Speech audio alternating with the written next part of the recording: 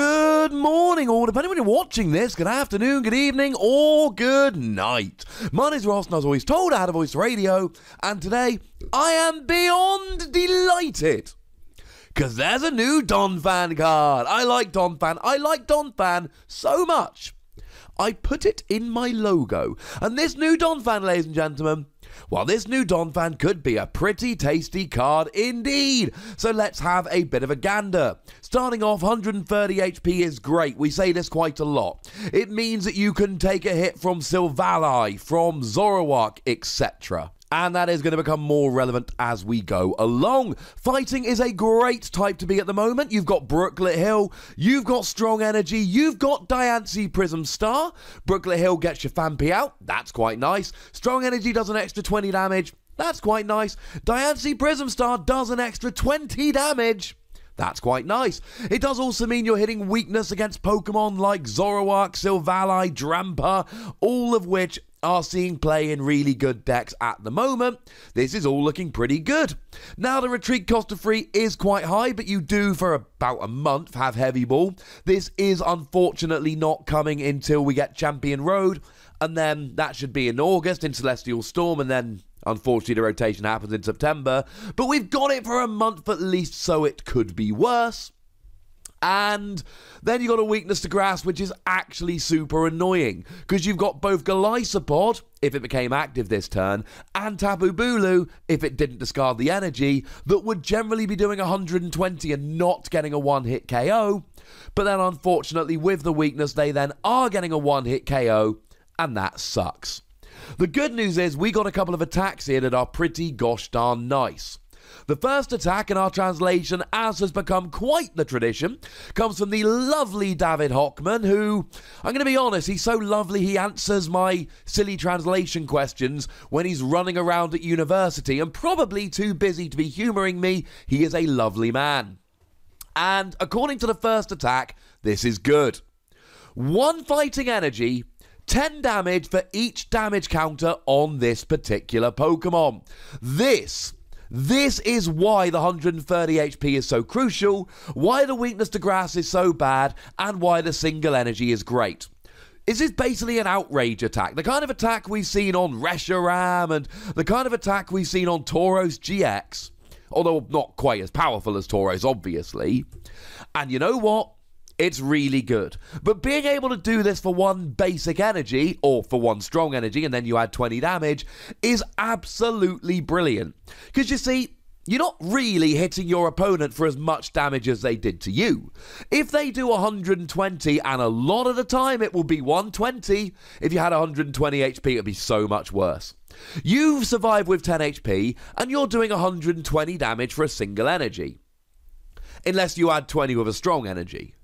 And then 20 with a Diancie, and then 30 with a Choice Band, which adds an extra 70 damage, which means in fact you're actually hitting 190 for a single energy. And decks like Silvally, like Zoroark, it's not like they can just magically do the extra 10 damage. Yes, maybe they can play a Professor Kukui, but that is about it, ladies and gentlemen. It's not like they can just do the extra 20 damage.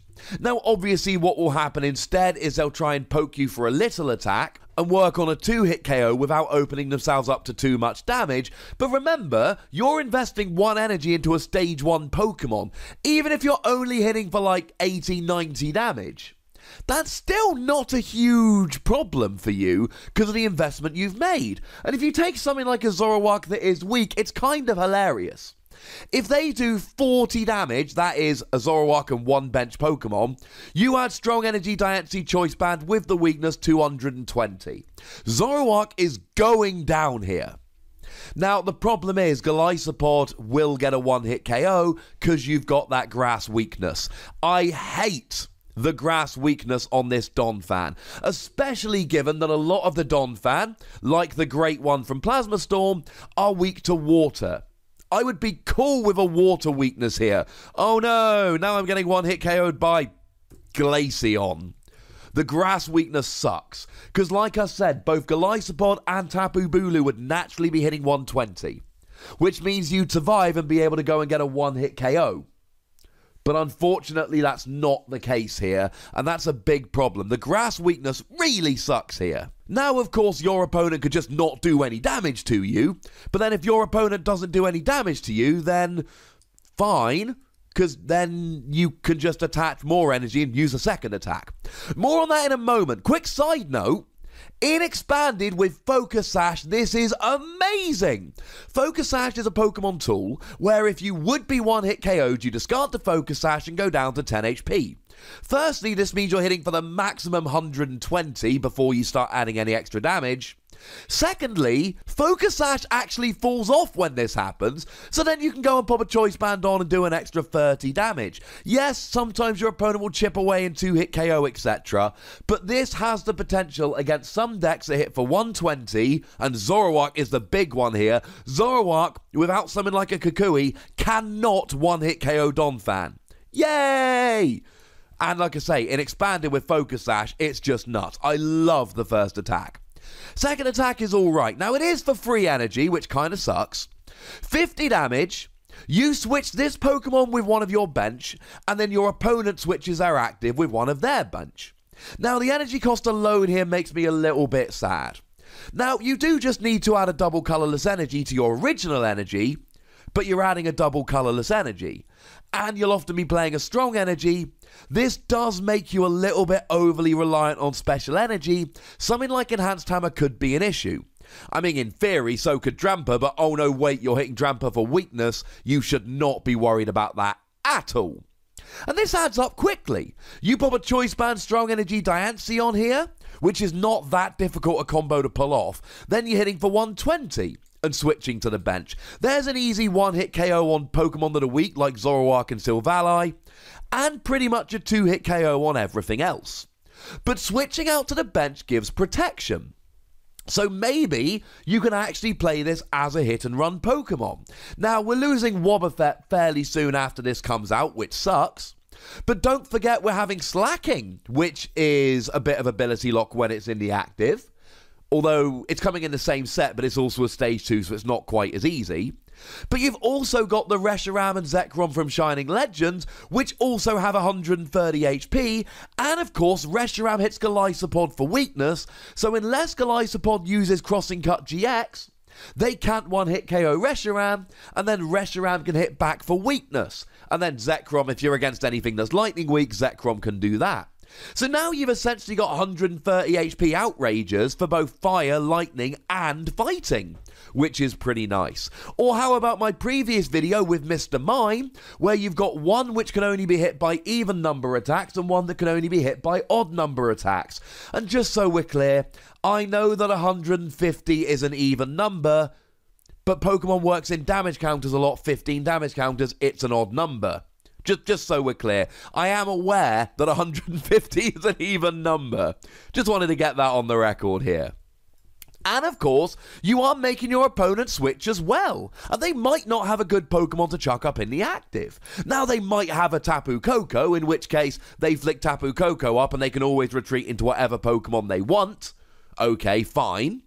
But otherwise, it's like a free Repel or a free Regice from Legends Awakened. Okay, you might not all have fond memories of Regice from Legends Awakened, but I most certainly do. Maybe it will give you time to set up and get the energy onto subsequent Donphan.